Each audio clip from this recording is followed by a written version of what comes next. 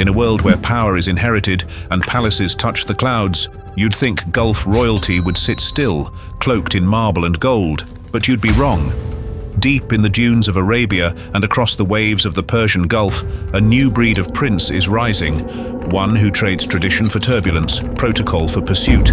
These men are heirs to empires, yes, but also speed demons, thrill seekers, and silent rebels navigating a world where power is absolute and still not enough. From secret racing circuits buried in the desert to $200 million yachts that house biometric escape pods, this is the side of Gulf royalty the world was never meant to see. Welcome to a world where adrenaline is the new currency of power and the desert has eyes. The Prince of Speed, inside Sheikh Hamdan's secret desert playground. The Crown Prince of Dubai is an image of balance, poetry, philanthropy, and power. But behind his serene posts lies a world built for speed. Hidden deep within the Rub Al Khali, past military zones and drone-patrolled perimeters, lies what insiders call the Falcon Track, a high-performance racing complex built entirely underground. This isn't your average Formula One, it's something darker, rawer, customized for Hamdan's inner circle, royals, billionaires and elite bodyguards who double as stunt racers. The track uses heat-reducing nanomaterials, and the garages are equipped with biometric scanners to allow only authorized drivers. Each vehicle, hand-built McLaren prototypes that aren't street legal anywhere else in the world. Why? Because this is where deals are tested, alliances are forged, and loyalty is earned at 300 kilometers per hour. Sources say even Mossad and M16 have taken interest, not for the racing, but for who's watching from the VIP bunker above. But the Falcon Track is more than a vanity project. It is a psychological gauntlet. New entrants must complete the Black Dune Trial, a brutal 10-lap circuit through a pitch-black section of the underground tunnel. No lights, no GPS, only instinct. Those who succeed are granted access to a deeper layer of Faz's circle, including invitations to Night Council, a closed-door gathering of technocrats, crypto moguls, and security chiefs. Every element is gamified. Winning a race could mean landing a defense contract. Losing? Exile from the track and perhaps the Crown Prince's favor. The track is where raw ambition meets speed, and where one mistake could cost more than just a trophy. The jet ski monarch, Qatar's Amir Tamim, and the coastal surveillance web. To the world, Sheikh Tamim bin Hamad Al Thani of Qatar is the calm face of diplomacy, but off-record, he's known for a coastal obsession. His favorite toy? A custom carbon fiber jet ski armed with thermal cameras and encrypted military comms. It's not for leisure, it's for surveillance. Sources close to the royal fleet reveal a ritual. Every month, Tamim disappears from the Diwan without announcement and launches solo from a hidden marina in Lusail. Where does he go? Into the Gulf's maritime grey zones, zones between UAE and Iranian surveillance grids. But this isn't joyriding, it's reconnaissance. Aboard the jet ski is a silent suite of espionage-grade sensors, passive sonar arrays, radar jamming modules, and stealth buoy drones that slip beneath the surface like ghosts. Each buoy connects to a floating mesh network designed by ex-Mossad engineers, capable of eavesdropping on underwater data cables and detecting clandestine oil transfers between flagged vessels. Tamim's excursions often coincide with sudden shifts in Qatari trade or security policy, leading intelligence analysts to believe he's running parallel assessments, bypassing traditional intelligence channels. On his return, he enters a sealed chamber within the Diwan Palace, where AI-assisted briefings decode every byte of data collected on his ride. Royal guards call him the Shadow on Water. And the few who've accompanied him on these missions describe an eerie calm, silence broken only by the low hum of sensors and the roar of water splitting under royal command. Out at sea, he's not a head of state, he's a hunter. Oman's Desert Whisper, the Falcon Unit and Crown Prince Thayab's private sand fleet. While other royals race on wheels, Oman's discreet Crown Prince Thayab prefers the silence of flight.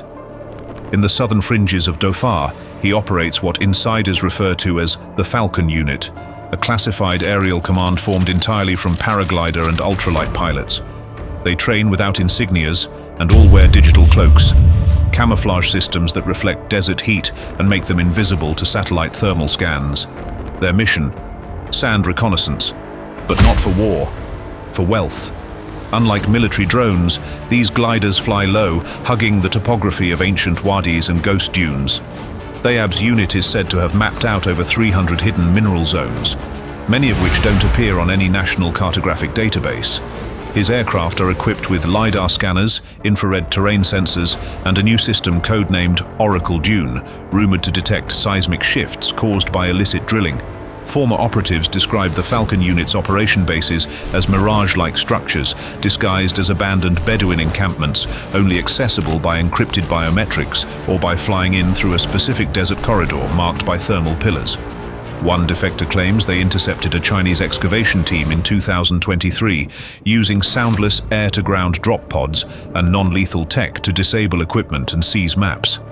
Thayab doesn't speak at public events, but the Falcon unit speaks for him, with every encrypted flyover, every silent landing on private terrain. In the vast silence of Oman's sands, his empire expands unseen, unchallenged, and entirely above the law. The Emirati Yacht Lab, Sheikh Tahnoon's floating fortress. Abu Dhabi's Sheikh Tahnoon bin Zayed Al Nahyan is no stranger to shadows. As UAE's national security advisor, his name rarely makes headlines, but his yacht, the Shadow Crescent, is something intelligence insiders fear. Stretching over 160 meters, the Crescent isn't just opulence, it's an offshore command post. Equipped with an AI-powered surveillance dome, the yacht can monitor encrypted calls within a 500 kilometers radius. Below deck, a biometric chamber with blood-activated locks, a drone bay, and a boardroom where billion-dollar decisions are made miles off any radar. What few know is that Shadow Crescent has a submerged escape vessel, a stealth submersible codenamed Nadir. It's capable of silent deployment, allowing Sheikh Tahnoon to disappear from international waters without trace. The sub is linked to an underwater server vault housing black-budget crypto assets, intercepted intelligence packets, and even digital kill switches for surveillance satellites. Insiders say the yacht operates under a decentralized command protocol. In the event of a cyber breach, the entire vessel can be isolated from all digital networks within 0.3 seconds, effectively making it a ghost ship, untraceable, yet fully operational. Former intelligence contractors report the yacht houses a full Neuralink chair, technology still banned in most countries, used to scan deception in high-stakes negotiations. Guests who board the Crescent never speak publicly, but some leave altered. Deals collapse, alliances shift, and above the Persian Gulf, a satellite always follows the yacht's signature, but never locates its origin. Between power and isolation, why these princes chase chaos. What drives a man born into unimaginable wealth to risk his life on a dirt track or a jet ski? Insiders say it's not rebellion, it's boredom, it's surveillance fatigue, it's being watched by the world and needing a realm of your own. But it's more than that. It's about rewriting the rulebook. Within every prince is the echo of a past monarch. But today's royals are coders, pilots, engineers, and intelligence masterminds. Their adventures aren't just escapes, they're simulations of power in its rawest form. Control without ceremony, risk without consequence, legacy without permission. Psychologists who've worked with Gulf elites say this behavior reflects controlled disobedience, a ritualized resistance against inherited expectation. Every lap around the Falcon track, every solo mission into the sea, every silent glide above lithium fields, it's a reclamation. A statement.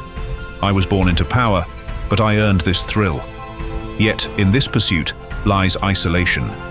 These princes have traded entourage for encryption, ceremony for secrecy. They surround themselves with AI, drones, elite squads, not friends. Trust is a liability, intimacy a risk. The very autonomy they seek comes with a price. Total solitude. For outsiders, it's adrenaline. For them, it's control. But every thrill has its watcher, and every fortress its breach. The price of a private empire. As the Gulf continues to modernize, its princes are no longer mere custodians of tradition. They are builders of new myths, on land, at sea, in silence. These aren't hobbies, These are war rooms, staged as toys, hidden empires disguised as thrill. But there's always a cost, because when the engines cool and the biometric doors seal shut, all that's left is one truth.